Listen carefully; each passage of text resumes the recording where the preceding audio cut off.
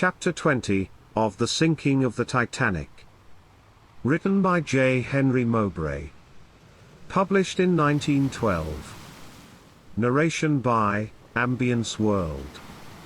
With J. Bruce Ismay, Managing Director, and P.S. Franklin, General Manager of the White Star Line, Harold Thomas Cottam, Wireless Operator on the Carpathia, Harold Bride, Surviving Operator of the Titanic, the 5 surviving officers from the ill-fated ship, and 30 of her seamen, in the custody of the Sergeant-at-Arms of the United States Senate, Senator Smith, of Michigan, and Francis G. Newlands, of Nevada, brought their investigation of the greatest sea horror of modern times to a close, so far as New York was concerned.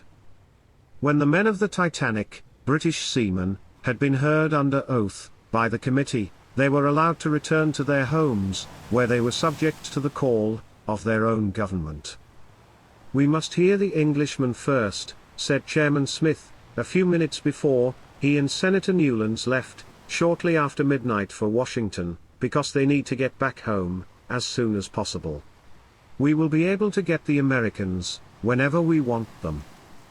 It had been suggested to Chairman Smith that the British government might offer objections to the keeping of British seamen in this country, under the circumstances.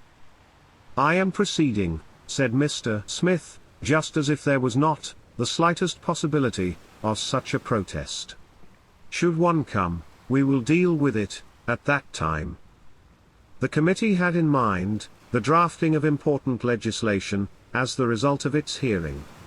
Regulation of the use of the air by wireless operators, so as to prevent interference in times of wreck at sea, is one law that seemed almost sure to be enacted. Another was legislation requiring not only American, but all foreign vessels using American ports, to be equipped with enough lifeboats to take off every passenger and every member of the ship's crew, if need be. Patrol of the steamship lanes for icebergs was another. It seemed likewise not at all unlikely that the committee would recommend, and Congress enact, a law requiring ships, at least those under American registry, to carry 2 operators, so that one may be on duty while the other sleeps. The President seemed likely to be asked, by a joint resolution of Congress, to open negotiations with foreign powers to establish a new and much more southerly steamship lane across the Atlantic by international agreement. It developed that the Senate committee intended to make one of the most important features of its probing work and examination in the false messages that were given out by the White Star Line office in New York on Monday, when it was said that the Titanic had struck an iceberg, but that she was in tow of the Virginian, which was taking her to Halifax, and that all on board was safe. Incident to the sudden close of the hearing was the story of Harold S. Bride, the second and only surviving wireless operator of the Titanic. His tale was one of suffering and of death. He told of the final plunge of the vessel to its ocean burial. The captain's end also was revealed. He leapt from the bridge when the waters were closing over his ship. In connection with the transfer of the hearing to Washington, it was intimated that the power of the Senate on federal territory would be undisputed in getting at the real facts, and no question of state rights could arise to interfere. Throughout the hearing, also, officials of the White Star Line had portrayed the dangers of sailors' boarding houses in New York as a reason why those detained by the committee should be allowed to Sari on the Lapland, which left today. Throughout the hearing, wireless operator Bride, crippled as a result of his experiences, and seated in an invalid's chair, told his story of the last moments of the Titanic. His narrative, drawn from him piecemeal by Senator Smith, of Michigan, chairman of the committee, held enthralled the committee and the audience. When his ordeal was ended, he was almost on the verge of collapse. Another phase of the laxity of the wireless, so far as man is concerned, was developed by the chairman. He drew from the witness an acknowledgement that, on Sunday evening, Bride was sitting, the telephonic apparatus strapped to his ears, adjusting his accounts, while the steamship Californian, seeking to warn the Titanic that icebergs were invading the lanes of ocean travel, called incessantly. Bride said he heard the call, but did not answer, because he was busy. It was not until a half-hour later, that the Californian, striving to reach the steamship Baltic, reached also the Titanic, whereupon the warning, that 3 huge icebergs had been sighted, was noted by Bride, and verbally communicated, to the liner's captain. At this time, however, neither of us worried a bit. When we heard the confusion on deck, I went out to investigate, and when I returned, I found Mr. Phillips sending out a CQD call, giving our position. We raised the Frankfurt first, and then the Carpathia, and the Baltic. As I have said, we did not try for the Frankfurt, for any length of time, but concentrated our messages on the Carpathia, which had answered that, she was rushing to our aid. From time to time, either Mr. Phillips or I, would go on deck, to observe the situation. The last time I went on deck, I found the passengers running around in confusion, and there was almost a panic. They were seeking lifebelts. All of the large lifeboats were gone, but there was one life raft remaining. It had been lashed on the top of the quarters, on the boat deck. A number of men were striving to launch it. I went back to the wireless cabin then. Mr. Phillips was striving to send out a final CQD call. The power was so low, that we could not tell exactly, whether it was being carried or not, for we were in a closed cabin, and we could not hear the crackle of the wireless, at the mast. Phillips kept on sending, however, while I buckled on his lifebelt, and put on my own. Then we both cared for a woman, who had fainted, and who had been brought into our cabin. Then, about 10 minutes before the ship sank, Captain Smith gave word for everyone to look to his own safety. I sprang to aid the men, struggling to launch the life raft, and we had succeeded in getting it to the edge of the boat, when a giant wave carried it away. I went with it, and found myself underneath. Struggling through an eternity, I finally emerged, and was swimming 150 feet from the Titanic, when she went down. I felt no suction, as the vessel plunged. I did not see Mr. Ismay at all. Captain Smith stuck to the bridge and, turning, I saw him jump, just as the vessel glided into the depths. He had not donned a life belt, so far as I could see, and went down with the ship. The witness showed so plainly, the mental and physical strain, under which he was laboring, that both Senators Newlands and Reed urged Senator Smith to excuse him. After a few more interrogations, Senator Smith did so. "I regret extremely, having had to subject you to such an ordeal," he said, addressing Bride, "because of your condition. I would have avoided it, if possible, but the committee thanks you most heartily, for the forbearance you have shown, and the frankness of your testimony." Senator Smith then called, what he evidently expected to be, one of the most important witnesses, Harold S. Bride, the sole surviving wireless operator of the Titanic. Crippled, as a result of his experiences, he was wheeled in an invalid's chair, to the table where the committee sat. "Contrary to the usual procedure," said Senator Smith, rising in his place, "I must place you under oath. Raise your right hand." The witness, hand uplifted, listened, while the senator repeated the oath. Then, he bowed in assent. Bride said he was a native of London, was 22 years old, and had learned his profession in a British school of telegraphy. "What practical experience have you had?" asked Senator Smith. "I have crossed to the States 3 times, and to Brazil twice," said Bride. Bride remembered receiving and sending messages relative to the speed of the Titanic on its trial tests.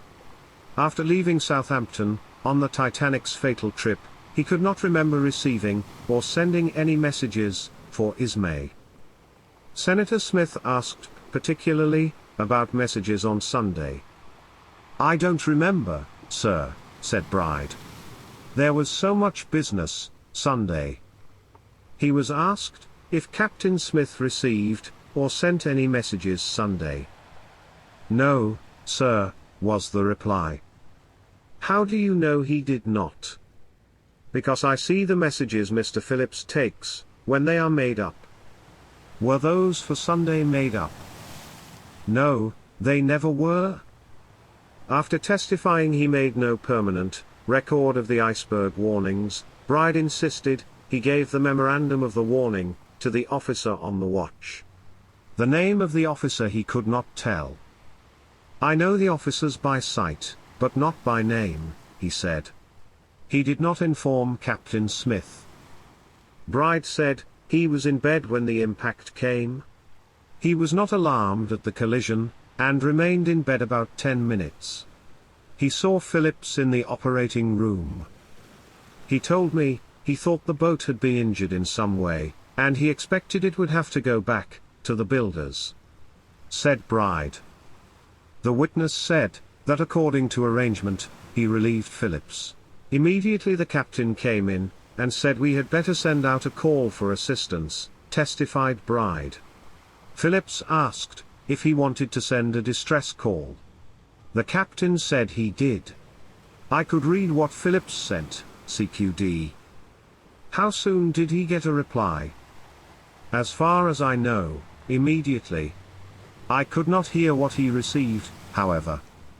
The witness told of having intercepted a message from the Californian, intended for the Baltic, which told of the presence of 3 huge icebergs in the vicinity of the former vessel.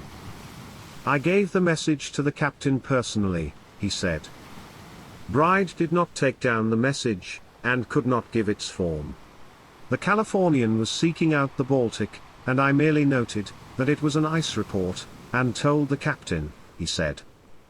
Under a fire of questions, Bride acknowledged that a half-hour previously, or at 4:30 Sunday afternoon, he was working on his accounts in the wireless room, when he heard the Californian trying to raise the Titanic.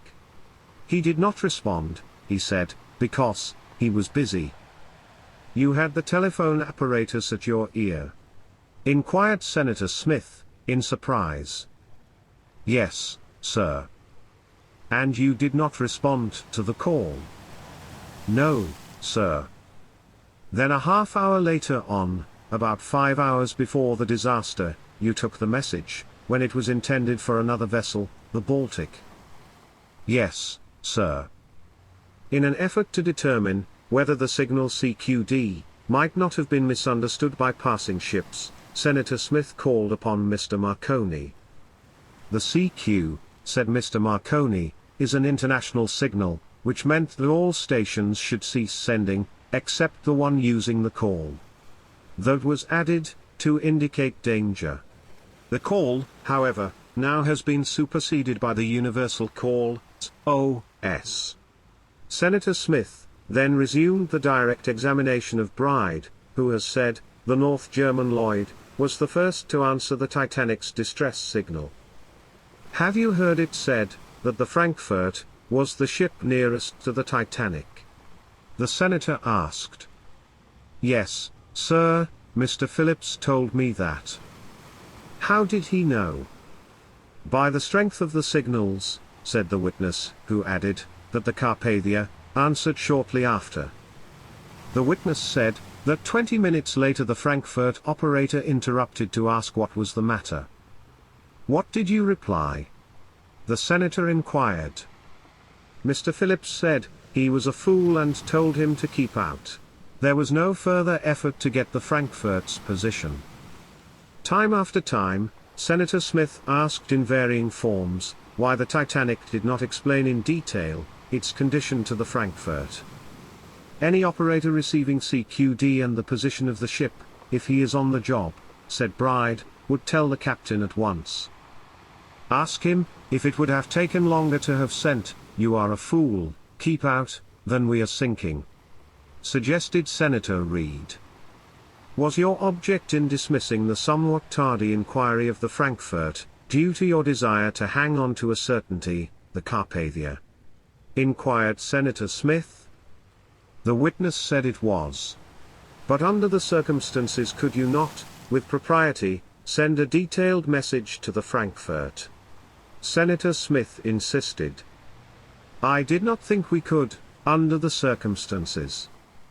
"Would you still make the same reply, if you were told that, the Frankfurt was 20 miles nearer to you, than the Carpathia?"